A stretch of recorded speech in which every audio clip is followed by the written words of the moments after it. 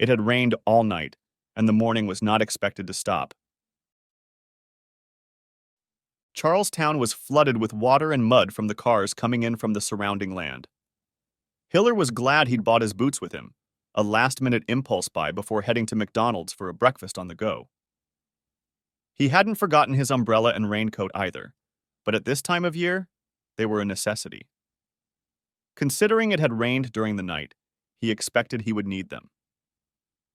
The previous day's stakeout had failed, but he wasn't too worried about that.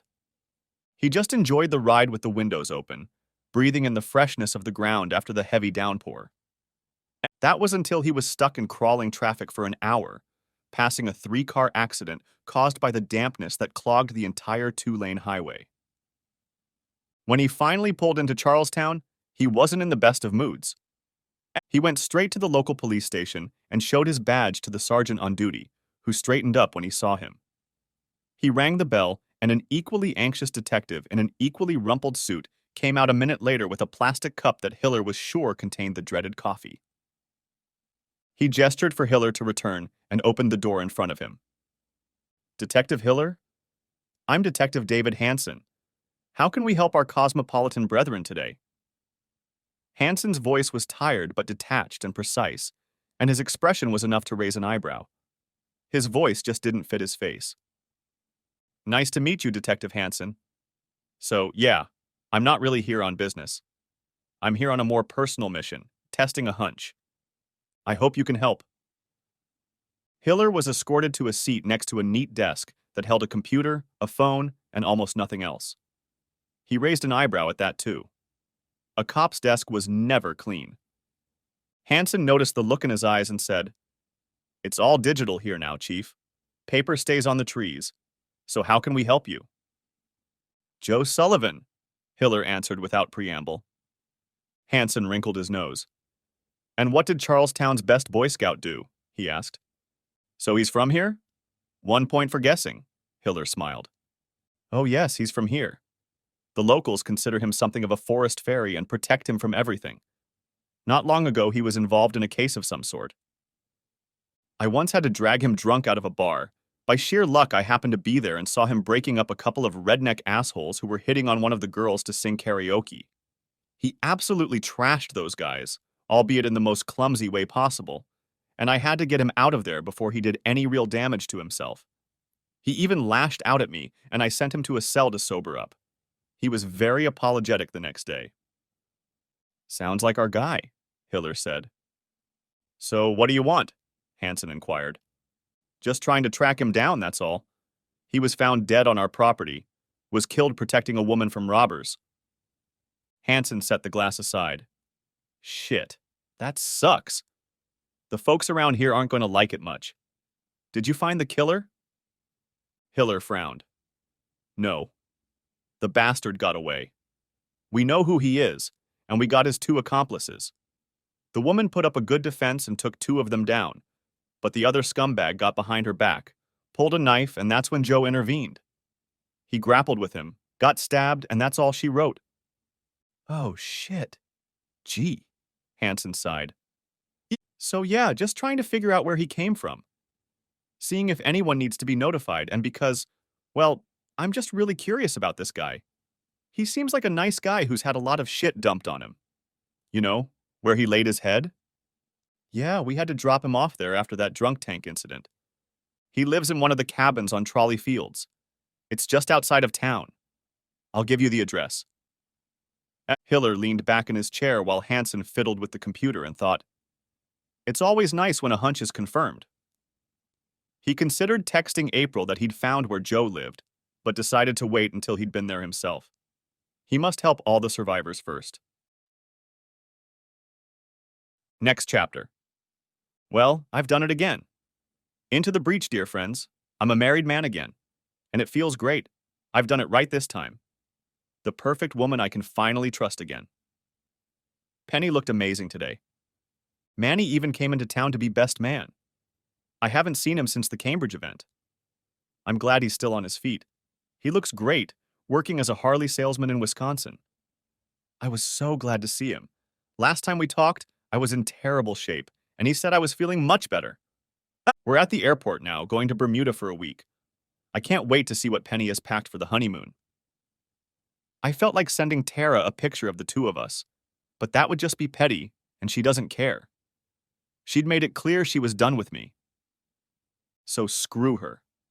The best revenge is to live well, and by God, I'm going to do just that.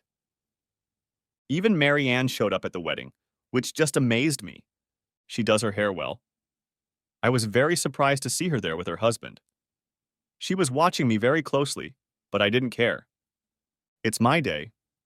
Well, mine and Penny's. Next chapter. Hiller pulled into the muddy Trolley Fields parking lot and parked in the exact same spot April had parked in the day before. He was wearing heavy boots and didn't have to pick through the mud like April had, which was just as well, since the ground was soggy and crumbly after the rain.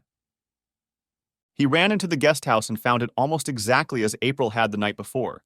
Only this time, there was a stumpy fat man sleeping soundly in one of the chairs in front of the fireplace, his hands clasped together on his stomach, and a half-full bottle of Johnny Walker and an empty glass on the table beside him.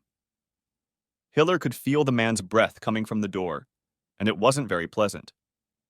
He deliberately pounded on the door to try to wake the man, and when that didn't work, went over to the desk and pounded the bell several times. This had the same effect. Hiller waited a few moments, just in case this amazing specimen of humanity wasn't a porter, and when no one came, went over to the man and simply shook him until he came out of his alcoholic slumber. The man slumped off his chair, fell to the floor, cursed, and started to get to his feet. He stood up, looked around with the cloudy eyes of a man not yet fully awake or aware of himself, mumbled something, and, ignoring Hiller's presence, shuffled over to the table. Once at the table, he looked a little more awake and, spreading both arms to keep himself on his feet, muttered, "What can I do for you, sir? Do you need a cabin for the weekend?"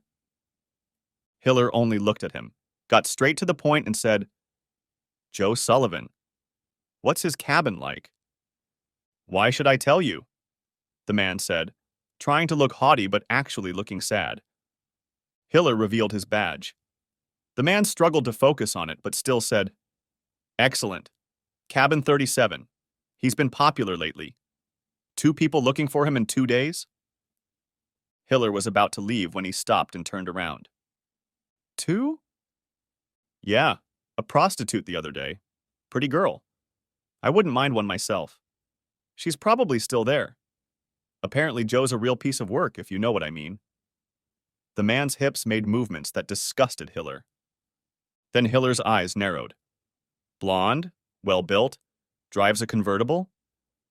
"Yeah, looks like her. Very pretty. I can imagine." Hiller snorted and stepped out of the cab. April Carlyle was here. She had found him, and before Hiller did. The insolent cow. Oh, words would be said, no doubt. Next chapter. Hiller pulled up next to April's Nissan Z, which meant she was still here. He walked to the front door of the cabin, kicked the porch with his boots to drive off the dirt, and went straight inside without bothering to knock. April was sitting in front of the fireplace, where there was a weak fire, just embers. The cabin smelled of coffee, and she was wrapped in a blanket. At her feet lay a black Labrador dog, who was now barking as hard as he could. Hiller stopped in the doorway, pondering what to do. Should he take his piece? Was the dog dangerous? He looked back for a second. Although the dog was going crazy, yelling at him, it was only pacing back and forth. Hiller looked at April, who smiled weakly back at him. He noticed that her makeup was badly smeared and streaks of mascara were running down her face. She had obviously been crying. She looked at the dog and said sharply, "Max, stop it!" The dog stopped barking, turned and looked at her questioningly. "On your bed, Max. Go away," she said just as sharply. The dog turned and went to the big pillow on the floor by the stairs to the attic. He curled up on it and laid his head down, keeping his eyes on Hiller. Hiller held up his hands and said, "Can I come to the bench?" April smiled weakly and said, "I spent hours trying to find the right phrase for him, but I finally got it right. Joe would never have a dog he didn't train. Once inside, Hiller sat down on the small sofa next to the upholstered chair and studied her. So you found this place first? Good girl. I wish I knew how you did it. April stood up abruptly, throwing back the blanket, and walked over to Hiller. She leaned over, took his face in both hands, and kissed him. This was completely unexpected by Hiller. She was a very attractive woman, not his type, and it was shocking. It didn't stop him from kissing her back, but it was so unexpected that it didn't make him feel good about himself. He didn't voice any of the questions that were swirling around in his head. Ambrose, I know this is unexpected, but I need you to carry me to bed. Right now. Please. I need to feel something other than what I'm feeling right now. What I've read is breaking my heart, and I can't keep feeling this way. Take me upstairs right now and do it. Please. A tremor could be heard in April's voice, like she was close to breaking down, and Hiller had to weigh this unexpected request. Should he do it, give her short-term relief, but then accept that it had happened, and she might be angry at him for taking advantage?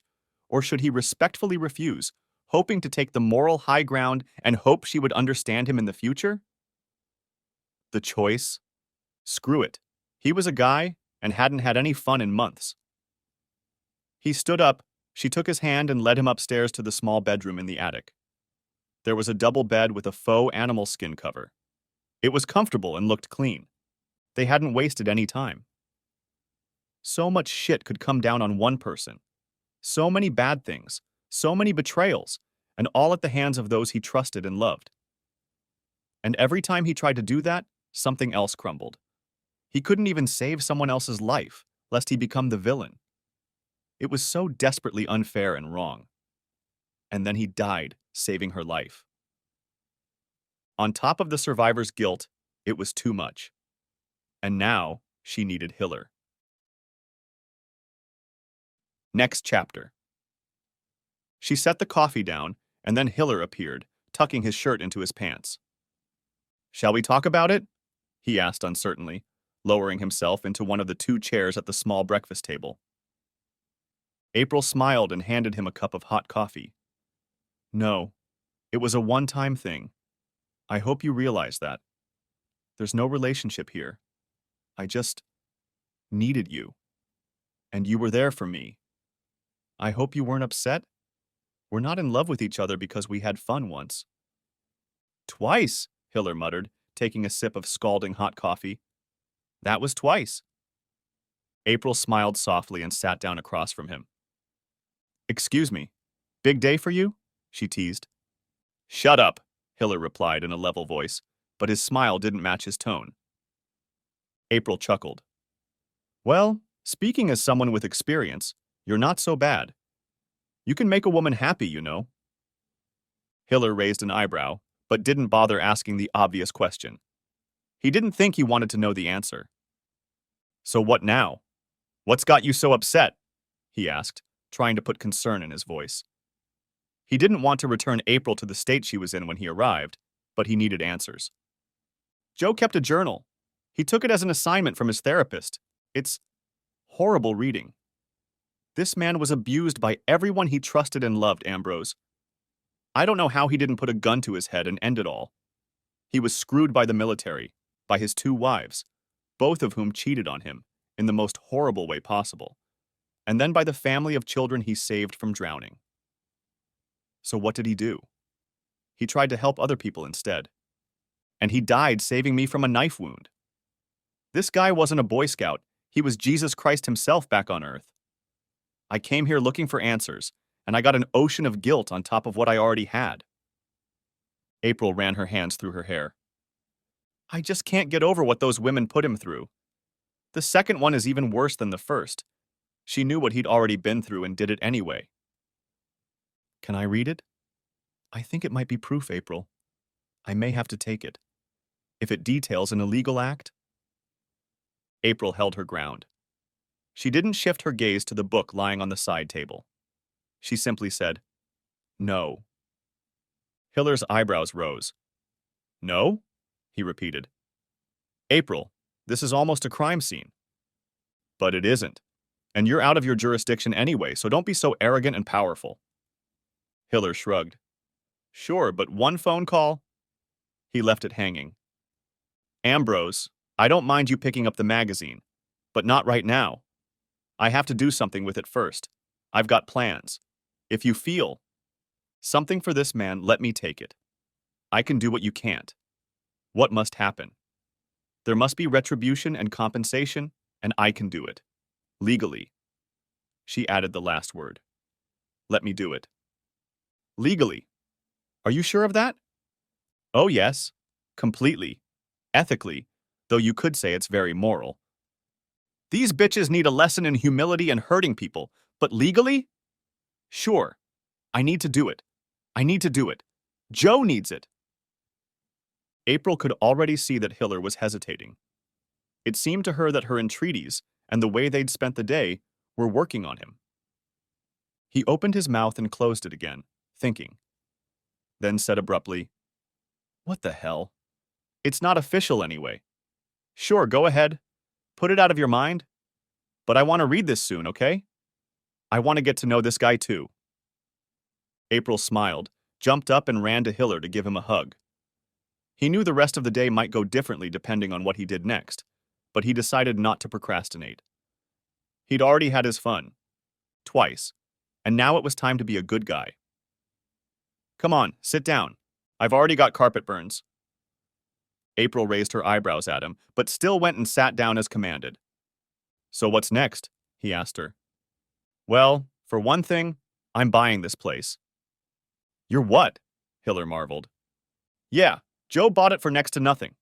It was in such disrepair that the guy at the front door, this nice man Ted, have you met him yet? Hiller nodded. Yes, with him. He sold it to Joe for $10,000 for his exclusive use for life, on the condition that Joe repair it and act as engineer to maintain the place. You wouldn't guess it, but all the cabins are in great shape thanks to Joe. So he did. He got a place where his ex-wives would never be able to find him. If I offer $15,000, Ted gets paid twice, and he doesn't lose anything he's already lost. Hiller laughed. Smart man. I wish I could do something like that. I don't think you quite understand Ambrose. He wasn't hiding from them because they wanted something. He was hiding because they didn't want to leave him alone. Tara, his first, finally came to her senses, realized what she had done to him, and kept looking for ways to make amends, completely unaware that it was impossible to make amends for something like this. Her desperate need to forgive herself led her to stalk Joe. And no matter how nice a guy he was, he couldn't make her leave him alone. What made it especially difficult was that he was still in love with her. Added to all of this was the fact that he simply didn't know why she did it. Her explanations were in a different realm of existence than his, and he simply didn't have a frame of reference to understand them. He blamed himself, but he didn't even know what he should change. He needed to get away, crawl away, and lick his wounds for good. So he found this place where he could be anonymous and be alone. Jesus, this guy's life. It's all in the journal, and from what I learned by finding this place. I've met with both wives. Both, let me tell you, are a piece of work. His therapist, his old landlord, everything else. Yes, I was wondering how you ended up here before me, Mrs. Therapist. Therapist. What do you actually do? Let's just say I work for the agency and leave it at that, okay? No questions, no lies. Hiller snorted, but left it at that. It wasn't worth the hassle. So you bought yourself a new cottage for the weekend, so what's next? How about a wonder dog? April's eyes sparkled. She looked at Max, who jumped up from his pillow when he saw her looking at him. Max and I aren't breaking up. He's my new boyfriend. Are dogs allowed in your house? What a strange question. But no, they're not allowed. But you know what? April tilted her head toward him. I guess I just decided to buy the house. Anyway, my lease expires next month, and I've already thought about it a couple times. Yeah, time to settle down. Time to buy a house. Screw it. You're buying a house just so you can get a dog? April's eyes flashed dangerously. No, I'd buy a house just to have Joe's dog. she said in a low voice. Hiller stepped back. Okay, so what's next? April smiled. The danger had passed. Well, first a shower, then time to propose to Mr. Universe, then I have to meet some people. And a funeral needs to be organized. Next chapter. I think I met someone. I wasn't expecting this. I still feel damaged. It's been 2 years and I still haven't met anyone. Marianne has encouraged me to go on dates, but honestly, nothing has stuck. Most of the women I meet are either married or looking for something that isn't right for me. It becomes clear in the first 10 minutes. I don't know, maybe it's just me. It's hard to tell when you're on the inside looking out. Anyway, I'm on an Alaskan cruise, whale watching. At the bar, I made some snide remarks that judging by the size of some of the women on the ship, we didn't need to go to Alaska, we could just sit by the pool. A little bitter, but still funny. There was a very cute blonde woman, sitting there, laughing and chewing on a stirrer, and my goodness, she was making eyes at me. You mean me? Mr. Loser. She's so damn pretty and her name is Penny and we just sat and chatted all day at the bar. I didn't even feel any of the drinks. Now she's lying next to me on the bed, snoring softly. One thing's for sure. Next time I rent a cabin, I'm taking her with a queen-sized bed. Next chapter. April had had a busy couple days. Negotiating the cabin took longer than she had anticipated, and the obnoxious cabin owner wanted more than she was willing to give. He kept hinting at sit-downs, and she kept wanting to throw up. It ended up costing $17,000, but she now had exclusive use of the cabin for life. Ted's only regrets were that he hadn't had time to have fun with April and that he was without an attendant. She took Max home with her, and although the apartment complex didn't allow pets, she bribed the doorman to look the other way for the next month. She stopped by work and had a word with the R&D staff, who confirmed what she'd already suspected, that Aaron Glasso was not Mark Glasso's son. In fact, he was Joe Sullivan's son. The DNA sample she'd gotten, as well as the sample from Joe's body, the fact that she was the one paying for the funeral home had its own benefit, spoke for itself. There was no doubt, nor had there been any, when April saw Aaron and Mark in the same room. If she had seen it, she wondered, how had no one commented on it to Mark? At the end of the day, she knocked on the door of Penny and Mark Galso's apartment. She timed it so that Mark would already be home, or should have been, and she was met at the door by Penny, who recognized her immediately. Mark, it's that legal lady who was talking about the will. Penny smiled at her and gestured for her to come in. April swung the door open, causing Penny to flinch. Hey, you shouldn't have pushed so hard. Penny glared at her. And you don't have to be a disgusting slut like that, Penny. But you are, and here we are. There was a stunned silence.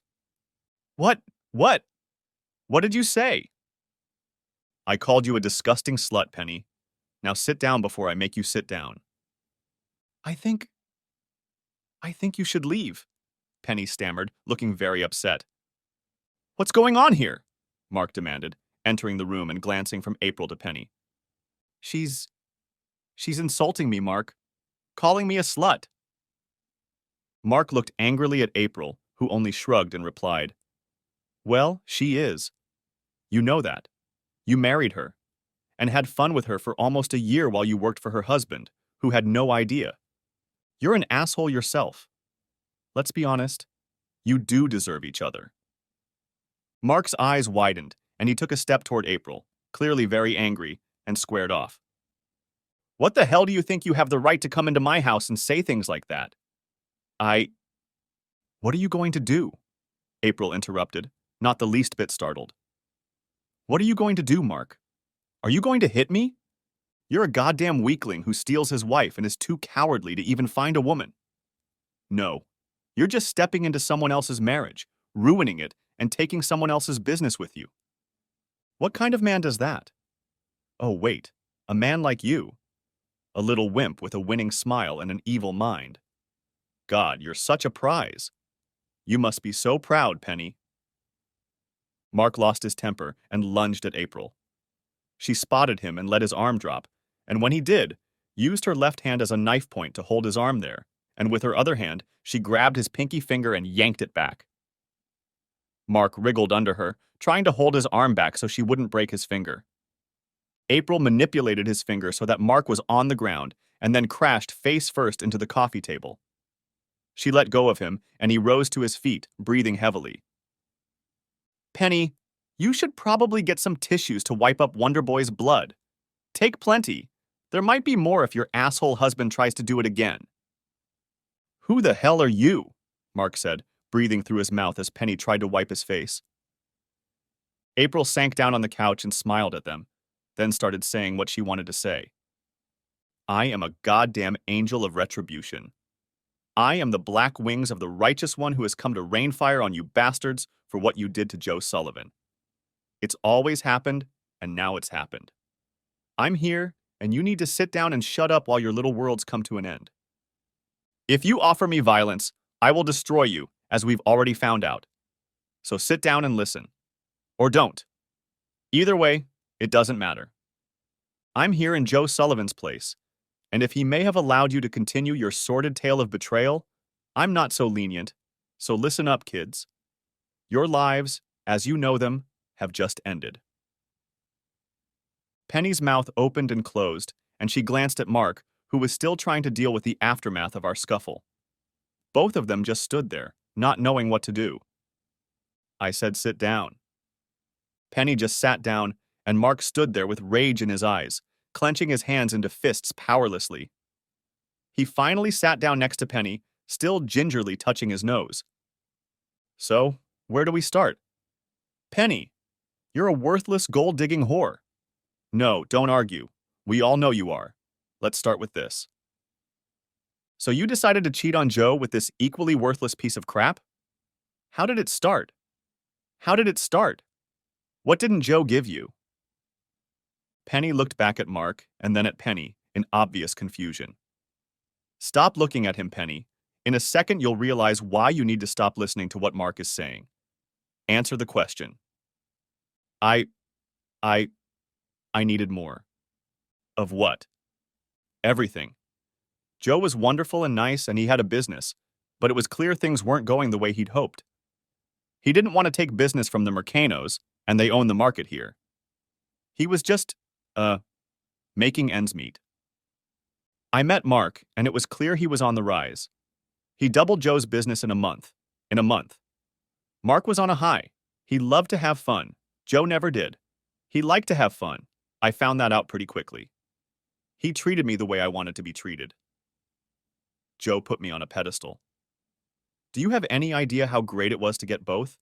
Being loved by Joe and having fun with Mark? But I knew I had to make a choice. I feel sorry for Joe, I really do. He was a good guy, but he wasn't going anywhere. He sold me a product and I took it back because it wasn't what it said on the tin. Penny began to act belligerent, the way people who have been caught in a mistake and are fighting back with very thin self-justifications behave. April considered her and said, Well, as a whore, and let's be clear, that's exactly what you are. I have to say what you did was not very nice. Selling yourself and your marriage for this? She gestured around the cluttered apartment. Making ends meet? Screw it. I don't think there's much more here than you had with Joe. Why haven't you moved on again, Penny? That's your thing, isn't it? Not enough. Move on to the next one. Something must be keeping you here. Penny's eyes darted to the bedroom door. Oh, yes, Aaron. Of course, what was I thinking? Must stay for the baby's sake. For good old daddy's sake. Tell me, Penny, because I'd really like to know. Does Mark know that Aaron isn't his? That he really belongs to Joe? That you're such an evil person that you lied to his real father and told him he wasn't? The ultimate act of betrayal that betrays what an evil and downright evil person you really are. Did Mark know, or did you successfully lie to him as well? Penny turned to Mark, who was now staring at her in horror. That's not true, darling. You know I did the test.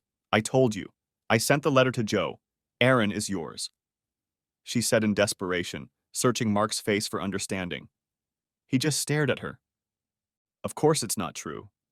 What a load of nonsense. Are you really going to trust her, Mark? Once a liar, always a liar. Here, you can check it out. April tossed the stapled document onto the coffee table. She nodded at it. Here you go. The full DNA analysis taken from Aaron and Joe. There's a 99.99% probability of paternity. Don't believe me? Do the analysis yourself and you'll see. How anyone can't see that is beyond me. Surely you remember what Joe looked like. Aaron doesn't look anything like you, Mark. I can see that. Why can't you? Mark shifted his gaze from Penny to April and began reaching for the document. Penny broke into the conversation, whimpering. Mark, no, it's not what you think. Honestly, baby, it isn't. Aaron is your son. You raised him. So you knew. You goddamn whore. I thought he was mine. I thought that was part of the reason we got married. Jesus. Mark seemed to just fall into himself as he studied the document. Well, now Penny's on the outs. You want to explain yourself? Come on, girl. Now's as good a time as any. I had to say it. I needed Joe to leave. We needed to start alone. Mark, he's your kid. Don't you see that? Who cares who his donor was? We're family. We're together. We're for each other. Don't you see that? April laughed. Oh, yes. A family that lies to each other. Wait, what else do they say? Penny threw April a look full of fury. Oh, don't pout. We're not done yet, not at all. Honestly, I don't understand how you could do that to Joe. It's just bloody evil. What did he ever do to you to make you do that to him? Lie to him like that? To take away the one thing he could always claim as his own? Do you realize what you've done? Penny looked away and said, What he didn't have, he would never let go of. I had to do it. Mark and I needed it. I wasn't even sure it wasn't Mark's. What was the point of making a fuss about it? He accepted that it wasn't his and it was fine. Wow, just wow. You really deserve what's coming your way. Your turn first, Mark. First, this. April pulled out her cell phone and made a call. She waited 2 beeps until she was connected, then said, Dermot, how are you doing? No, almost finished. Need to do a favor, so thanks for waiting and letting me call your private line. Who do we know at Treasury? Oh, David Johnson. Oh yeah, I remember him. He owes us, doesn't he? Deanna is what he needs, no doubt. But here's what I need. I need a forensic audit of the IRS. Yeah, that's right. We should do it at Glasso Design. Yeah, GLASSO, based out of Aspen Hill. Yeah, that's great. Thank you, Dermot. All this time she was looking at Mark, and he just stared back at her, expressionless. When she finished, he said, Haven't you done enough? First I find out my baby isn't mine, thanks to that super slut, and now I'm being audited by the IRS? Oh, is my liquor upset? Oh boy, we can't have that, can we? We have to make you really upset, so let's do it. April dug through her purse and pulled out another file of documents in a manila folder. She tossed it on the coffee table following the first document. Several pictures spilled out of it, and when Penny started to reach for one of them, Mark, seeing what it was, yelled no and tried to reach for them. Penny managed to get there first and incomprehensibly picked up a picture that showed Mark standing with a slender brunette. She dropped the photo and picked up another. In this picture, the girl was on her knees and Mark was entering her deeply. The quality of the pictures was grainy, but the content was clear. She looked at April in shock, then at Mark. What? What is that, Mark? What is that? Is that Melissa? It is indeed Melissa, Mark's personal assistant. As far as we can tell, this has been going on for a while, Penny. We haven't been doing business at home, have we? Tisk, tisk, tisk. Not a good idea with a man who thinks nothing of taking another man's wife. She's married, by the way, in case you didn't know, and with a child, and another one on the way. Say it. You don't think it could be Mark's real baby, do you? The one he actually gave birth to? What do you think, Penny? It's a lie, Penny. It's a total lie. It's photoshopped. That bitch is just trying to cause trouble to divide us. Penny just stared at him, still not understanding anything. Well, you can say that, but it's not true. The file is full of times and dates, and a couple of videotapes my guys got from the cheap motel they use when there are people in the office. It's grainy, but I think you'll get the gist of it. So, let's summarize. Marks is going to have serious business problems because he's going to be hassled for weeks by the IRS. You didn't tell him that his own son wasn't his, and Mark was having an affair with his personal assistant, and you didn't know it. Now you really have an idea of what you goddamn assholes did to Joe. There was silence for a second, then Penny sobbed. So, let's make sure we all understand the situation. I can do more if I want to. I just don't want to right now. I think we've had enough bombshells for today. The only thing you'll do, Penny, is tell Aaron the truth about his background. He'll be confused, but he's young and he'll get used to it. Mark, you're pretty much his father, and as much as it pains me to admit it, even you, as much of an asshole as you are, will do a better job than none at all. So you're going to stand by him and continue to love him, or I'll know the reason why. Am I being clear? Both Penny and Mark looked at April with unconcealed hatred in their eyes. April smiled back and stood up. Okay, isn't anyone going to see me off? Mark didn't get up, but Penny did. She lunged at April, screaming, "Bitch!" The act shocked Mark, who had never seen Penny like that before, but it didn't shock April at all.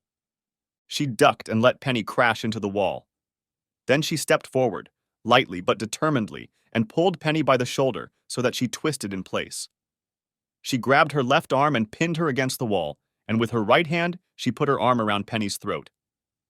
"Mark, sit down!" she shouted, looking back at Mark, who was standing and looked ready to engage in a fight. He looked pretty intimidating, all the blood on his shirt and face, but his expression radiated indecision. "Penny and I are only going to talk, Mark. Sit down." April said it again, hissing in Penny's face. Penny slumped against the wall, her eyes staring at April, widened with fear. "Okay, bitch. So this is it. I'm Joe's retribution. I've been coming to this for a long time. Honestly, you're lucky I didn't raze the place to the ground. You're lucky you have a son that I care about, otherwise some very bad things would have happened here today. I'm mad as hell on behalf of the man you insulted and lied to, and the payback starts now. If you piss me off anymore, you'll end up in the hospital eating through a tube. Do I make myself clear?" Penny couldn't nod, so she tried to say, "Yes. Yes." "Good. I'm going to let you down now. You try anything else and you'll fly out the front window. Do you understand?" April loosened her grip, and Penny nodded when she could. Her hands were pressed to her throat, where April's handprint was clearly visible. "Glad to hear that. Now, you bastards, it's a shitty day. I'm out of here. And no, you're not in the will. I'm happy to report." April gathered her bag and walked out, slamming the door behind her, leaving Mark and Penny staring at each other, breathing heavily. Next chapter. Today I started my own business. It's all part of a 5-year plan. Marianne helped me put it together. Honestly, this woman is a godsend. She's like my therapist, life planner, and best friend all rolled into one. So yeah, I started working on my own. Doing the same things I did at Mercano's, but now I'm the boss. I was hoping I could get some of the clients I had at Mercano's, but we'll see how it works out. I don't want to get involved with anyone from the old neighborhood. God knows, most of them knew what was going on and not one bastard told me. I don't think I have any real friends there, and I don't need the stress. I say we, but that's just me, moved into a small office on the west side. It's small and not particularly flashy. It needs to be refinished and painted, but it's cheap. It's mine and it's my new home, so we'd better get used to it. Setting up a business takes a lot of time, that's for sure. There are so many things to sign. But Sullivan Services is up and running. Now we just have to make it work. I've never been afraid of hard work, and I'm not going to be afraid now. Next year, I'll already be sailing and have a staff of 20. Expect. The second part of life starts now. I'm not going to think about Tara and the asshole at all. Screw them. Screw them all at the Mercanos. Someday they're going to come to me for a job, and then I can laugh at them. I've been reading some stories online about people in my situation. It turns out that people are writing bestsellers, working out, becoming boo-boos, or writing songs, or discovering some other ways to become mega successful now that they aren't held back by a cheating spouse. I don't think that will happen to me. But maybe I can be successful by working only for myself. To hell with Mercanos. Who needs them? Next chapter. Tara Western hung up the phone and sighed. It had been a shitty week. Her committee had started infighting among board socialites. They had money, and they all wanted to be in charge. The boards of the 3 companies she served on were also in chaos. One company was fighting for its life with a hostile takeover, another with a new startup offering the same services, but for almost free, and the third was simply stagnating. It needed new leadership and courage, and the 58-year-old CEO they had now just wasn't the right fit. It was all very stressful, and the news of Joe's passing also got her thinking. She'd been looking for him for so long, so desperate to make it up to him as best she could. She could well understand his reluctance. She'd left him no choice and had simply done what she thought was right, without thinking of the long-term consequences for him, without considering that he'll get over it. Better quick and fast than long and drawn out. Now he was gone. The chance for forgiveness was gone. It was weighing on her, and she'd had several horrible dreams over the past 2 nights. One night she had spent sitting with a bottle of wine, going over her life choices, and realizing how screwed up and one-sided most of them had been. She was tired, exhausted, and had no idea how bad it was going to be. The call came from the waiting room. The female investigator came back and said she needed to see Tara. She was invited to a conference room on the 2nd floor, the one overlooking the golf course. Taking a coffee, Tara entered the conference room and saw April sitting off to the side. She noticed that she hadn't gotten up when Tara entered the room, and it seemed inappropriate, but Tara accepted it. She was having a bad day as it was. She didn't need to get into trouble over someone she would never see again. She quickly sat down, set her coffee down, and tried to smile. "Yeah. April? What can I do for you today? Any progress on the investigation?" April just stared at her. She seemed to be weighing the whole situation. Tara, the room, even the color of her hair. The silence stretched on for a full minute. Tara was about to say something when April said, "Yeah, actually, I found where he lived. I found a lot of things in general. And I have to say, Mrs. Western, I don't like any of them very much. I didn't realize Joe had such incredible whores as wives. All morals and ethics like a stoned whore." There was a stunned silence as Tara tried to comprehend what she had just been told. Had this woman really just called her a whore? "Excuse me, did you just—" Stammering, she whispered. "Called you a whore?" "Yes. Although I have to say, sluts get a lot more respect from me than you do. Most whores I know are hard-working girls who don't hide the fact that they work for a living. Good luck to them, I say. And you? You're a sneaky, traitorous bitch who makes us all look bad. You had fun with someone to get an advantage and have the nerve to say you're in love. Goddamn career whore. That's all you are, Tara. A career whore, in every sense of the word. Do you ever care about anyone? Besides yourself, I mean? I'm curious." April's tone was even, and the question was asked with genuine curiosity. I think I need to call security." Tara managed to mumble it out and reached for the phone. "You do that, Tara. Call security. I'll leave easily, no questions asked. But before I do, let me explain a few things to you.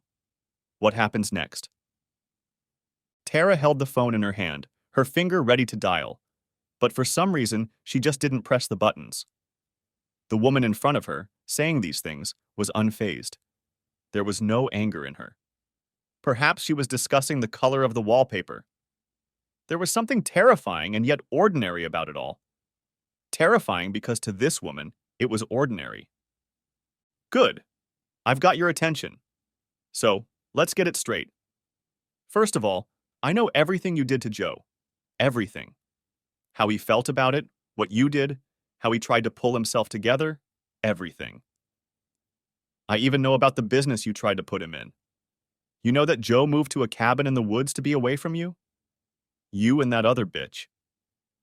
Yeah, just because of what you did to him. I hope you're proud of yourself. I hope what you got was worth it. Although, looking around and seeing your brand new Mercedes, I'm sure it was. For you. Too bad someone else paid for it, huh? But it's been that way all your life, hasn't it? It's always someone else paying. Right up until the moment your politically favorable marriage fell apart. How does it feel when someone does to you what you did to Joe? It hurts, doesn't it? I bet it was very painful for people like you, those who are so desperate for control. That's why you pushed this job on Joe, isn't it? A clumsy move on your part, but I understand why you did it. April was so talkative that Tara just sat and listened, fascinated to the core. April smiled at her and put something on the table. So it's payback time. It's payback time. It's Jaws's journal. Tara caught the notebook and picked it up. There was a CD taped to the last page. She picked it up and opened the page at random, desperately playing for time to gather her thoughts while noting Joe's neat, spidery handwriting. He never wrote in cursive. He claimed it was out of his power. But in fact, his regular handwriting looked great, almost like typewriting. It's got everything. Names, dates, everything, April said. What do you expect me to do with it? Read it? Look, I'm being honest with you. I feel really screwed up about the whole thing. But what can I do now? He's gone. I'll never be able to make it up to him.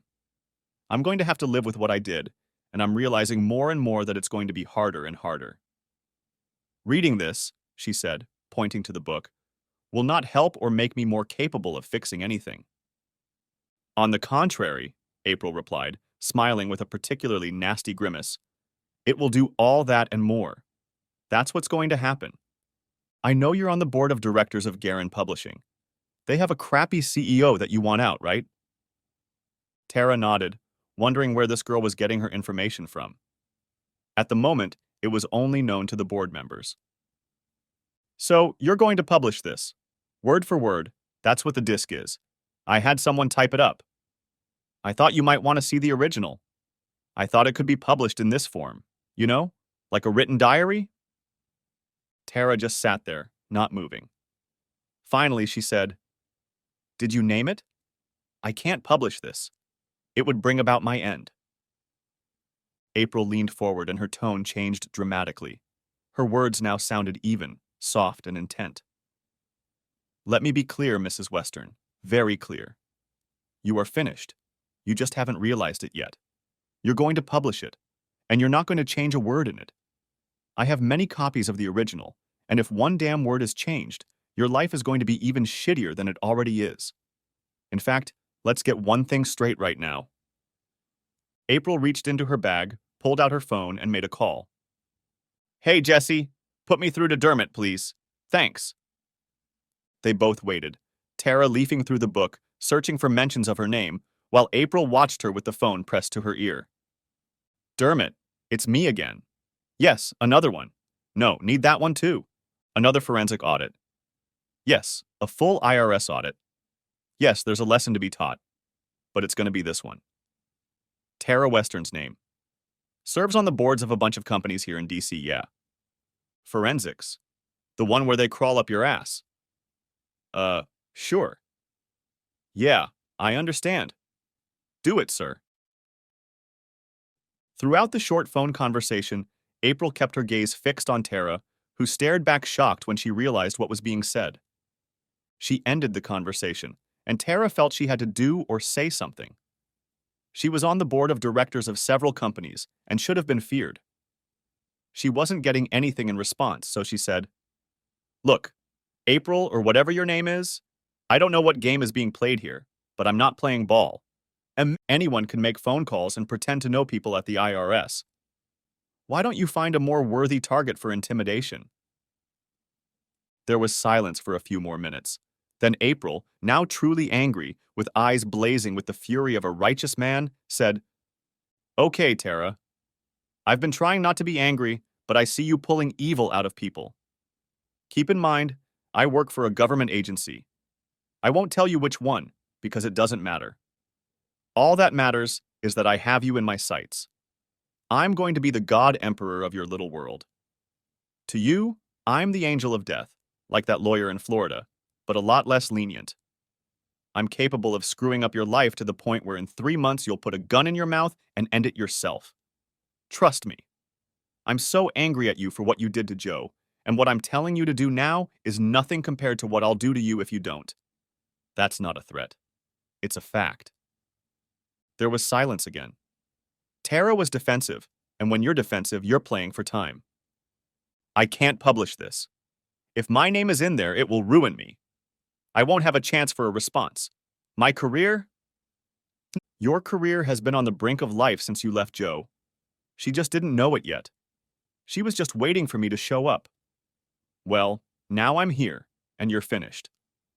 The only question is to what extent. Your cozy jobs are over. Finished. So start getting used to that fact because it's done. You're not going to publish this? Fine, I'll pass it on to Robson Publishing. I suspect they'd love to do that.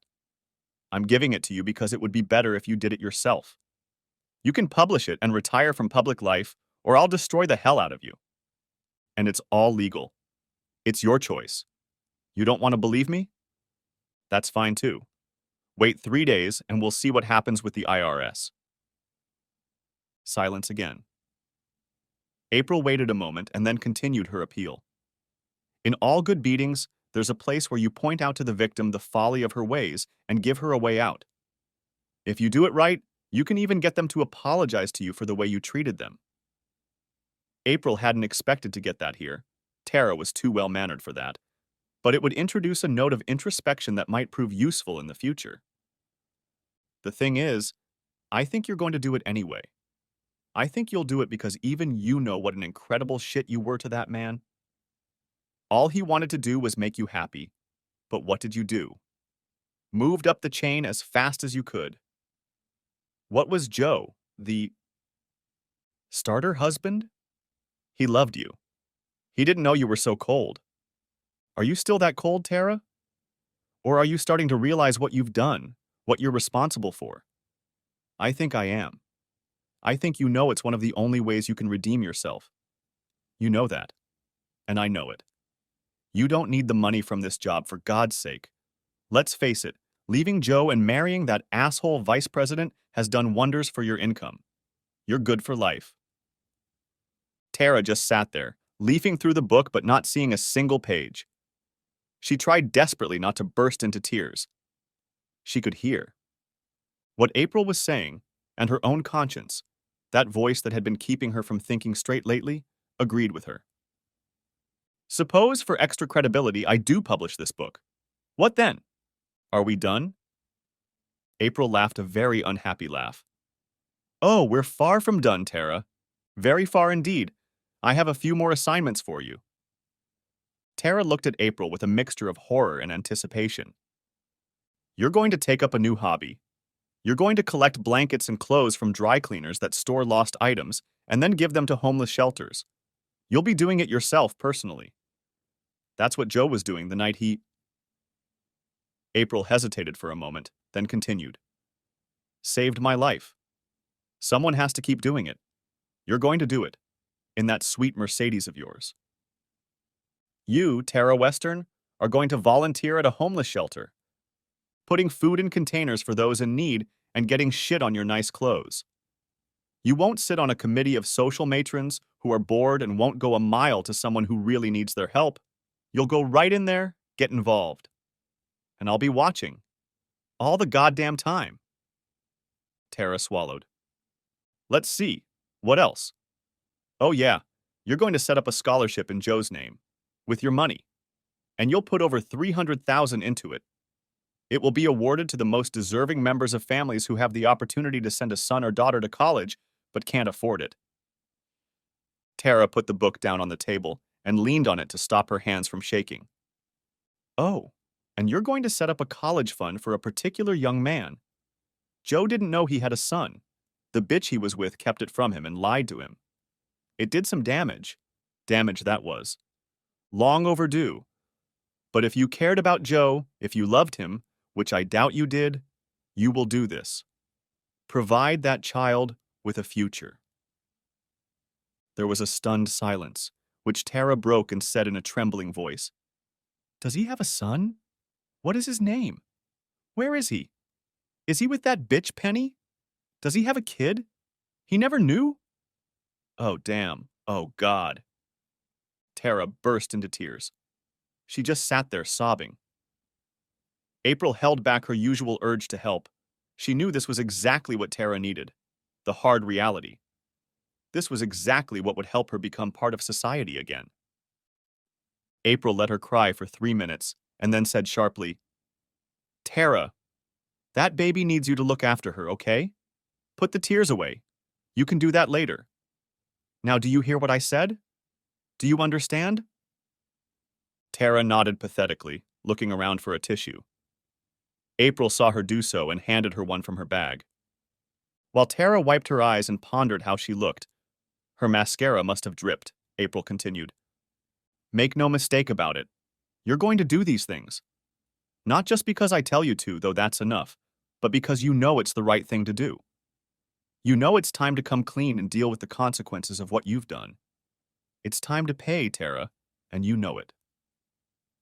There was silence for a moment as both women stared at each other. Then Tara blinked. She nodded and simply said, "Okay. One last thing. Your ex. We're going to have to deal with him. On top of what he did to you, which you thoroughly deserve, by the way, he did to Joe, and there's a price to pay for that. You were married, and he still left for you. Aside from being an unfaithful whore, it takes two to tango, so he'll get his too. I won't let it go that way." Tara nodded again, this time with more vigor. "I have some ideas, but I'd like to hear what you have to say. Not right now. Think about it, though I'm sure you've already thought about it. For now, read the book. Get it ready for publication. I'll be back in a little while to talk about it. As for the IRS, well, that will happen. But you deserve this pain, and you should know that I'm serious. Don't get in my way, and don't do what I tell you to do, or things will turn out worse for you. I'm your worst nightmare, Tara. I'm a smart bitch with resources who right now hates you for what you did to a good man. Never forget that." There was silence, and Tara sighed heavily. Then she looked at April and said, "I honestly thought we were on the same page then. I really didn't understand. We sat and talked about the future, about what we wanted. We both had dreams. He knew mine and I knew his. I just thought, this is where we're going. This is what we want. I just made my dreams come true. He didn't. I honestly thought that since I was living out my dreams, he would understand. I knew he would be hurt, but it would be over quickly, and eventually he would understand. It was business. The business of getting what you want. I thought we both realized that what we said we wanted was what we really wanted. If he had a dream, he'd hold on to it too. I would have understood." Tara realized she was babbling unnecessarily and didn't understand why she felt the urge to say that to April. April just sat there thinking about how far she needed to go with Tara. Tara needed help, and she could give it. The problem was that she didn't want to do it. She was beyond furious and ready to tear her apart if she had to. But professionalism won out. "No, you wouldn't, Tara. You think you could, but you've separated ambition and desire from reality and emotional content. You say you could because that's the reaction you expected, needed, from Joe. Say that's what you had to believe to follow through with the betrayal and abandonment of Joe, which is what you eventually did. You wouldn't have understood if he had done that to you. And what's more, deep down, you knew he would never do that to you. That's why it's so easy to say, I would understand, and even buy into the lie because it will never happen. And you know this on some subconscious level. The bottom line is that you were commensurating what you had with Joe with your ambitions and the paths you saw to get there, and it just didn't match up with reality. It wasn't one of those what he doesn't know won't hurt him excuses. There was no other ending than what you did. It was cold, calculated, and inevitable. There's nothing more to say. What that says about you, I've already said. I suspect you've come to realize it yourself lately. The fact is, you are what you are, and nothing would have saved your marriage to Joe. You ruined it too soon. Tara broke into sobs again and managed to mumble between sobs. I did love him. I did. I let him go because I thought it was for the best. Neither of us could get what we wanted together.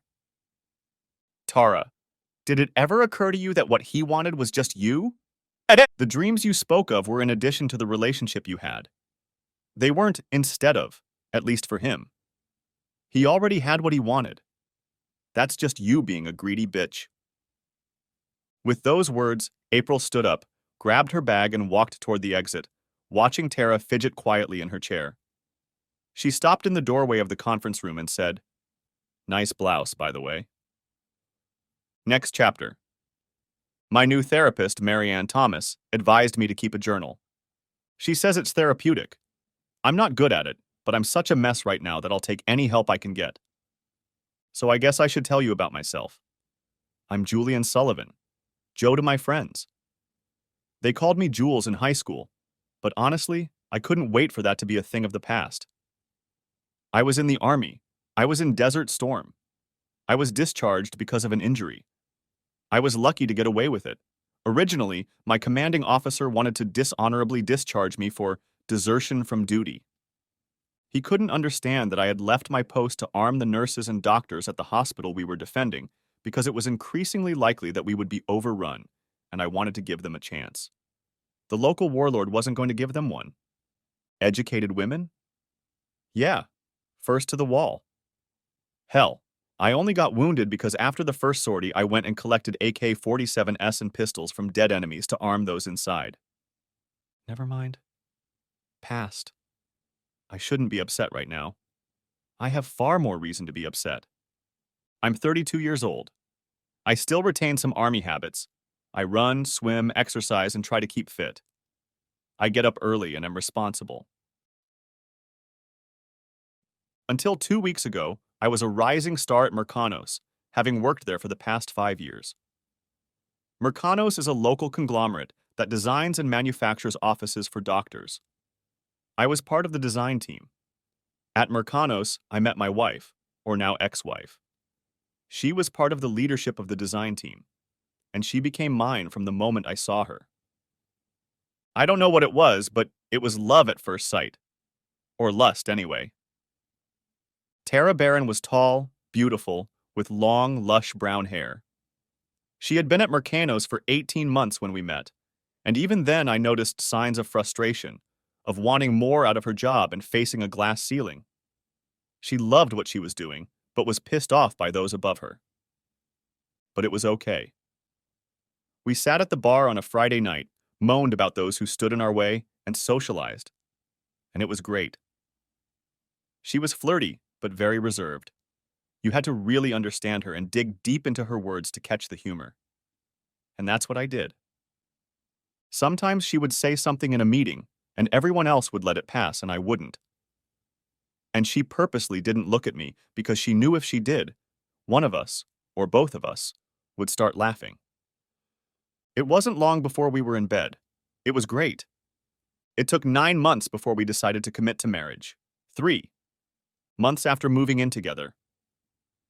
Things happened fast, but that's just the way we are. We saw what we wanted, made a decision, moved towards it. It was bliss. I was so infatuated with her and couldn't believe she was infatuated with me. We were going to conquer the world, and for 4 years we did. Everything was great. And then the end came. I was in the dark. I didn't see it happening. I didn't have any thoughts. I was just working and loving life. I didn't notice anything obvious. No recession. No late nights on her part. No major changes. Maybe there were, but I just didn't notice them. I can doubt myself forever, but anyway, I didn't expect it. It completely blindsided me. One Friday night, she just didn't come home. I called her cell phone. She had one of the first ones, those big Motorola ones. No answer. She didn't show up all weekend, and I was furious. Called the police and everything. Sunday night, she just walked in on me like nothing happened and said the words no man wants to hear. We need to talk. She told me where she was. At the house of our boss, Peter Western. The test driver lives with him. They've been doing this for the last 3 months. She decided there was no other way to break through the glass ceiling, so she slept with him and intended to continue her relationship with him. She loved me and thought it wasn't fair to me, so she was going to divorce me. She loves me, but I can't lead her where she wants to go. Surely I can understand her position. I don't even know where to begin. I was just in shock. I had no idea her mental processes were so complex. I had no idea she was capable of such a thing. Obviously, I didn't know her at all. Maybe it's my fault. Or maybe it was her fault for hiding her career needs so well. We used to sit together and make fun of him, and now she's sleeping with him, and she's making it clear that she intends to marry him. But first, she's going to rape our life savings.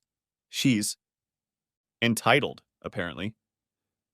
I just didn't know how to react. I mean, I did, but no one had gotten slapped that day. I mean, I couldn't even ask why. She told me. I just couldn't do for her what this other guy could, and out of loyalty to me, she ended the relationship. I did note, though, that she had already admitted to sleeping with him for a few months. Loyalty, my ass. She just wanted to marry the prick, and I was in the way. Marianne said I should express my feelings here. Well, I was surprised, upset, puzzled, numb, angry, scared, and apoplectic, all at the same time. She never said anything. There were no hints. It just came out of the blue. When I arrived at work on Monday, there was an asshole boss waiting at my desk, concerned that I might take it the wrong way and make the workplace unpleasant. And I was damn right. How exactly was I supposed to take it? It was obvious he just wanted me to shut up and not make a fuss. So screw it. I wondered if he understood the mercenary reason she wanted to be with him. But hell, why should I have to explain it to him? Let him figure it out for himself. Of course, I reached out to HR and his boss. And they didn't give a shit. There was no morality. It took 3 days, but eventually I was told that it all sucks. But they don't have a no fraternization policy for employees or a morals clause, so they just won't get involved. Sorry, but that's some harsh shit. Anyway, someone looked at who they needed more, one designer or a design group manager and her VP boss, and made the business decision to just ignore it. They were sorry, and it sucks. And between you and me, he's scum for stealing my wife away from me. But that's life in the big city. I'm sorry. In those 3 days, several people came up to me and said, I'm sorry. They all had something to say to me, which meant they all knew about it before I did. Apparently, it all happened during work hours, and I just didn't see it because I was with my head in the design lab doing my job, and not one bastard said a word to me. Nobody. The guys I worked with just avoided my gaze. They knew, but nobody said anything. When HR said they wouldn't do anything, I quit on the spot. Obviously, I couldn't continue working there. Tara came over to me as I was packing and told me I had done something stupid and just reacted instead of thinking things through. The Mercanos had plenty of room for both of us. She was sorry, but it happened, and I should make the best of it. She had the nerve to ask if I knew how she felt, what choices she had to make, how hard they were to make. Either way, someone lost. I tried to explain that she put herself in that position, and if she hadn't gone and seduced her boss to gain an advantage, she wouldn't have had to make that choice and I wouldn't be paying for it. But I think that logic was too strong for her. If she admitted that, she'd have to admit that she's a scheming bitch who just dropped me like a hot potato to get the next job.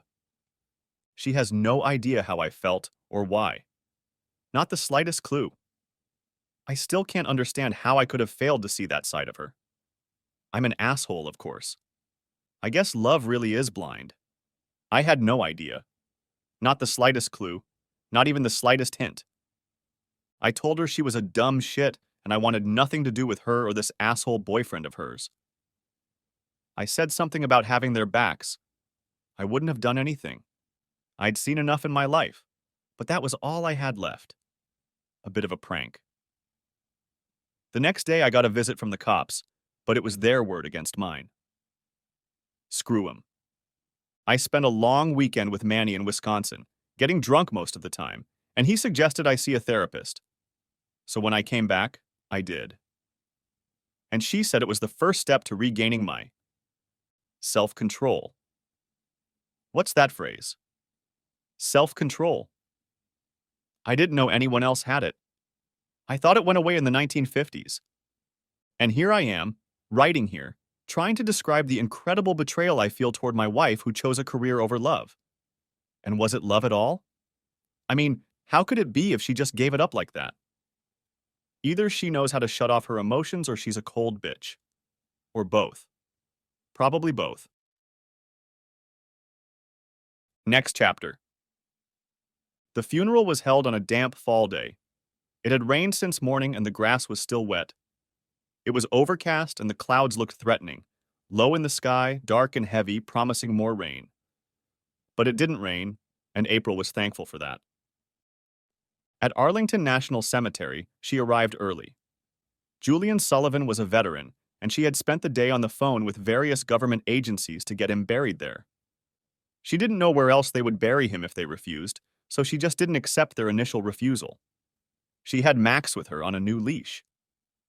He kept wanting to get up and wander around, and she had to jerk the leash a few times to make him realize, no, this was not the time to play. And she sent out a few letters letting him know when the funeral would be held, but she didn't expect anyone else to come but her and the priest she had hired. She was surprised when a black limousine pulled up to the house and a black-clad Tara Western, née Sullivan, stepped out with a red rose in her hands. She studiously avoided looking at her. Then another car pulled up, and Penny Glasso and her son Aaron got out. It was another surprise. No Mark. Good thing, too. Dermot arrived, accompanying both Jessica Ingrams herself and Desiree. Desiree kissed her on the cheek and whispered, "Megan wanted to be here, but she's still in the field. She is thinking of you and will see you when she returns." After that, a squad of nuns arrived, along with a few women who were down on their luck. One of them April recognized as the nun she had talked to at the homeless shelter. They were followed by people arriving in cars with West Virginia license plates. April could only assume they were people from Charlestown, where Joe lived. Sarah Atwood and a few other older women showed up and helped each other out. The Joe Sullivan and Holiness Brigade, April mentally dubbed them. Marianne Dabowski appeared, looking dressed up. April noticed her nod to Jessica Ingrams, who nodded back. She set that information aside for later. No wonder Marianne had figured her out. She knew Jessica. A van pulled up, and 20-odd people piled out of it. All elderly, all grisly, some clearly damaged. Some were missing legs, one was missing an arm. April was worried she'd only ordered 20 chairs because she was sure she'd be the only one there. Right now, there was standing room only. Then Ambrose Hiller appeared, looking more presentable than she'd seen him before. And then, to her surprise, a man of short stature, unfamiliar to her, with curly hair and wearing a fedora, came up to her and said, "Hi, I'm Manny Trueso. You don't know me, but I know you. I know what you did," he told me. Trueso pointed to Hiller, who only smiled embarrassedly. "I must say thank you. You got him justice for those bitches." He nodded toward the two women who, sitting side by side, were doing their best not to know of each other's existence. "Mind if I sit here?" he asked, gesturing to the chair next to her. She only nodded at him, and as she sat down, he said, "We can talk later. There are stories about Julian you need to hear." The hearse from the Slow Path Funeral Home arrived. She took care of that too, paying for the funeral expenses. She figured it was the least she could do. The people who got out of the van walked over to the hearse and politely but firmly explained to the people from the funeral home that they would be carrying the deceased. At the same time as the hearse, to her utter amazement, a squad of Marines with guns also arrived. The staff sergeant nodded to Manny, and the squad fell into formation. Manny leaned over and said quietly, "The military remembers its own. This sergeant is alive because of Joe. He's one of the Cambridge crew. I'll explain later." The funeral was slow and quiet until a 21-gun salute by the Marines. They draped the casket with a flag, folded it, and handed it to Aaron, who accepted it with tears in his eyes. Max kept pulling on the leash and whimpering. He finally broke free and rushed over to the table where the casket had been during the funeral and plopped under it. He knew where his master was and just wanted to be with him as devoted dogs do. It broke all the hearts of those present. April didn't have the heart to call him back. When the funeral was over, April asked Ambrose to come forward and announce that the meeting would be held at a local Irish pub that was just outside of Arlington. April didn't trust herself to speak. She was still too angry with almost everyone. Most of those who had come to pay their last respects to Joe in death had noticeably disrespected him in life. When everyone was gathered at the pub, April grabbed Ambrose and led him over to where Tara was sampling the wine, not enjoying it too much and not really hiding it. Max was sitting at the bar while some of the funeral attendees amused themselves by slipping him some beer into a dish of water on the floor. He shifted his gaze from one person to another, and it was obvious who he was looking for. "Ambrose, I'm not sure if you know Tara or not. She was Joe's first wife. She has something she wants to tell you." Hiller looked at Tara questioningly. She was tall and her face had a tendency to look down on people. Right now, however, she was desperately trying to be herself. She looked around for a place to put the wine and stopped at the mantelpiece. "Yes. April told me about everything you did for Julian, how you didn't let him leave, how you found his hideout, and how you got the Marines to show up for the funeral. I want you to know that Julian would have liked you. He liked tenacious people. I wish you could have known him. He was the finest man I've ever met." She snorted and wiped her nose with a napkin from her drink. "I was such a fool. Was consumed with work and career. Didn't notice what was in front of me." She sighed and shook her head, obviously still ashamed. "Anyway, I wanted to ask you if you could. Perhaps agree to dinner? I understand you've had a similar experience." Hiller looked at April, who smiled back.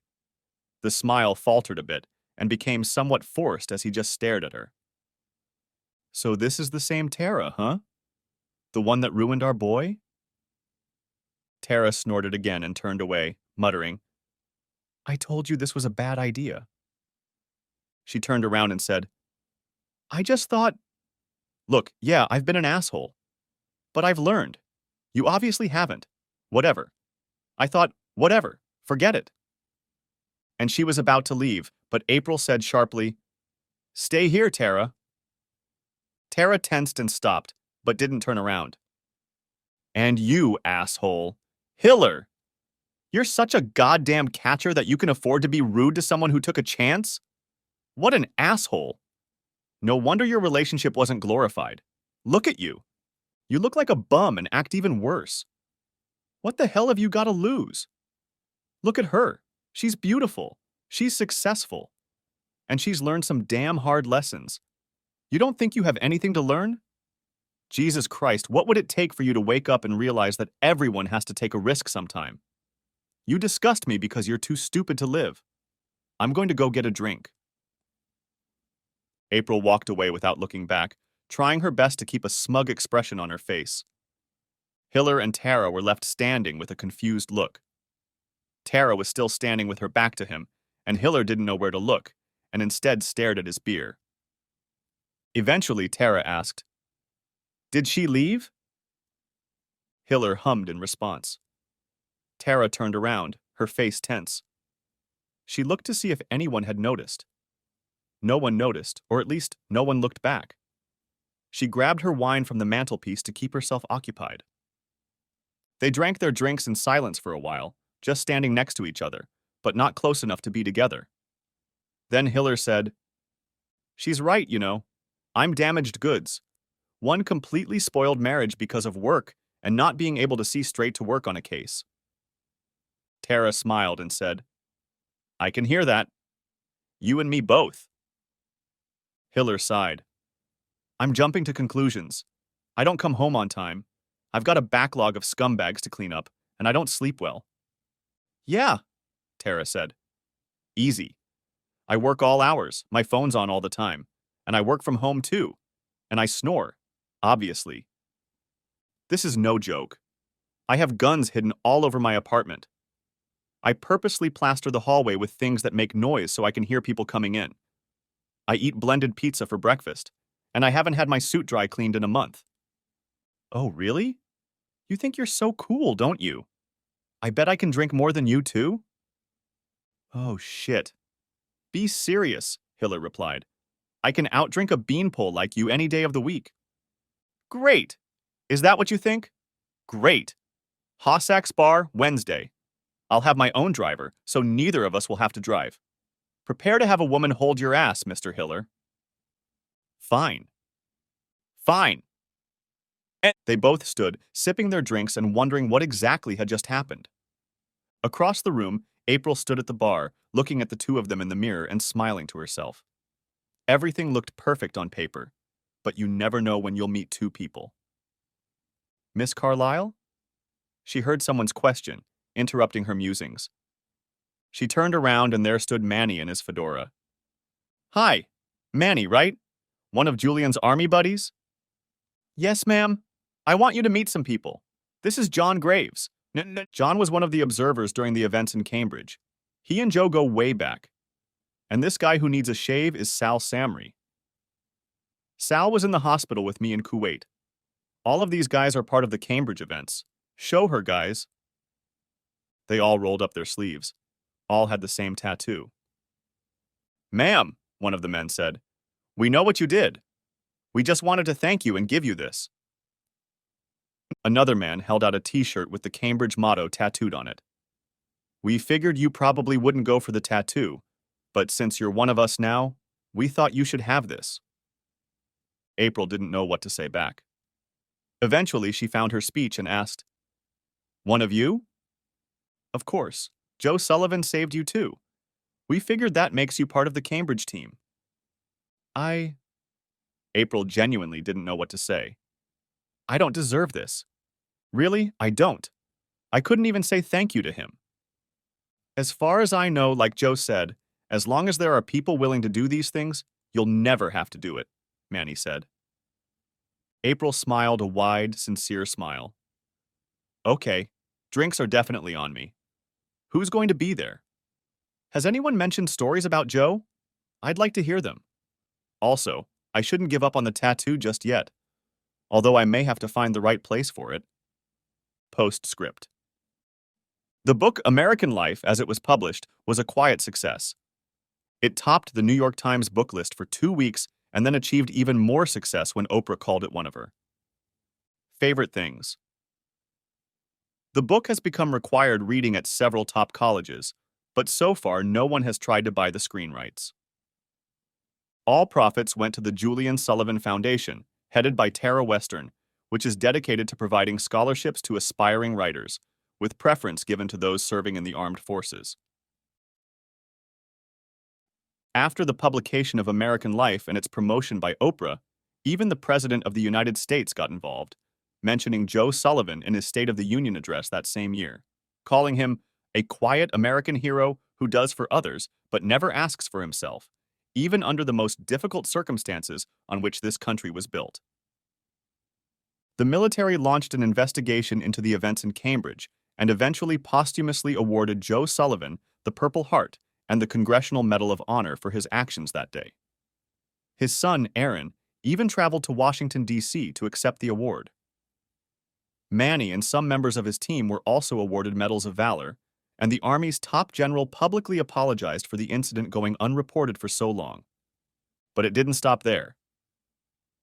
Joe Sullivan's then commander, two-star General James Patterson, retired, who was a regular talking head on CNN, was asked to participate in a debate on military injustice. He spoke and was completely dismantled by the other three panelists, all of whom had served in the military. He had no answers as to why he punished people, and CNN refused to contract with him. The military, without further ado, retroactively demoted him to colonel. 3 weeks after American Life published, 3 of the 4 designers Mark Glasso worked for quit en masse. All of them were married, and none of them wanted Glasso by their side. They quit together, and when Glasso objected that he was a happily married man and they had nothing to fear from him, he was told, "Yeah, I'm sure Joe Sullivan thinks the same way." 2 weeks after that, 85% of his customers canceled their orders. Glasso was living in a Best Western hotel, kicked out by Penny after evidence of his own deception was presented, and suddenly 3 lawsuits came at him at once. One for alienation of affection from the husband of his personal assistant. The second for participating in the divorce of the same couple, and the third for failing to comply with his own company's rules regarding interpersonal relationships within the company. He was amazed at this, pulled out his company's charter and set of rules, and, to his amazement, found that there was indeed such a clause. In leaving Joe Sullivan, Mark had taken everything he could get his hands on, his clients, his wife, and the charter and rule book that Joe had written. He hadn't even thought about it at the time, just looked it over to make sure it fit, renamed the company's header to the top one, and used it. He was puzzled as to how they knew the clause existed, but then again, that damned American Life book had mentioned it. It had been brought up to Joe Sullivan's attention. The IRS had found a few discrepancies in his accounting, and while they were small, given the loss of designers and customers, they were enough to ruin the company. 3 days before he was about to declare bankruptcy, he was offered $32,000 for the company, a sum that did not go unnoticed by him. He had no choice but to accept the offer. The company came under the control of the Julian Sullivan Foundation and was renamed Sullivan's Designs. The 3 designers who had quit were offered to return to work, and 2 accepted, while the other had already found another job. Sullivan's Designs is now the preferred design group for Mercanos. Peter Western was found in a motel in Sweetwater, Texas, 4 months later. Sweetwater was a small town near Abilene. What he was doing there, he couldn't really say. He woke up after a night spent drinking beer in a hotel bar in Fort Worth. He hadn't been robbed, but there were scratches on many parts of his body. Hector Gonzalez was never found in Mexico or Paraguay. However, it is worth noting that very soon after Julian Sullivan's murder, Bogotá's main niche brothel in Colombia had a new employee. It turned out to be a man who took up residence in Payne's room. The occupants of that room never stayed long, but nothing was left unattended. Aaron Glasso changed his name to Aaron Sullivan at the first opportunity. One Saturday, Manny and his crew came over to take him around and tell him stories about his old man. When Penny wouldn't let him, Manny walked with her into the kitchen, talked for about 10 minutes in silence, and after that she never prevented him from seeing the Cambridge crew again. Every time one of them was in town, they'd stop by and take him to some museum or other and tell him stories. April even went with them when she wasn't in the field. She made the cabin available to anyone who wanted it, and it was often used. She was sure Joe would have loved it. Tara Western retired a few days before American Life came out, having made prior arrangements with April that she was allowed to. Her duties with the local homeless shelter would be taken over by the Cambridge film crew. She moved to Austin, Texas, where she bought a horticultural crop farm. They grew palm trees and fruit trees that were sold at Lowe's and Home Depot stores. She found several other local homeless shelters where she began volunteering. April wasn't about to let her leave her side, and to her credit, neither was Tara. Hiller quit his job too and moved to Austin. Tara married him as soon as she could, if only to get his last name and get rid of her own. Every time Ambrose Hiller got angry at Tara's behavior towards him, he called her Mrs. Sullivan, and it made her stop and think. They try to keep in touch with April and invite her to their annual 4th of July party every year, as well as Thanksgiving, but she never. comes. She hadn't dealt with her anger yet. She wasn't ready to see Tara happy. She knew it was wrong of her and very unprofessional. But there it was. The end. Thanks for watching. I hope you enjoyed it. So subscribe to my channel and watch the next video.